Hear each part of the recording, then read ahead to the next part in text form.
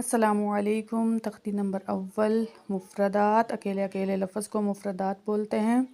تو اب ہماری تختی جو ہے مکمل ہو چکی ہے، بس ہم اس میں نقطوں کی پہچان کروا رہے ہیں۔ تلفظ کی ہم نے پچھلی تختی اس میں پچھلی ویڈیو میں کروائی تھی، تو کل ہم نے الف سے لے کے ذوات تک پڑھا تھا، آج ہم طوا سے لے کے یا تک نقطوں کی پہچان کروائیں گے۔ تو پڑھتے ہیں بسم اللہ الرحمن الرحیم۔ طوا خالی ہوتا ہے، ذوا کے اوپر ایک نقطہ ہوتا ہے، عین خالی ہوتا ہے، غین کے اوپر ایک نقطہ ہوتا ہے، فا کے اوپر ایک نقطہ ہوتا ہے، قاف موٹا کاف جو ہوتا ہے اس کے اوپر دو نقطے ہوتے ہیں، اور دوسرا کاف یہ باریک ہوتا ہے، باریک کاف ہے، اس کے اوپر کوئی نقطہ نہیں ہوتا۔ لام کے اوپر بھی کوئی نقطہ نہیں ہوتا، میم کے اوپر بھی نقطے نہیں ہوتے، نون کے اندر ایک نقطہ ہوتا ہے، ٹھیک ہے۔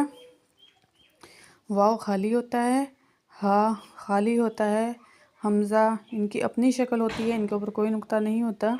یا کے نیچے چھوٹی یا جو ہوتی ہے اس کے نیچے دو نقطے ہوتے ہیں، اور بڑی یا کے نیچے بھی دو نقطے ہوتے ہیں۔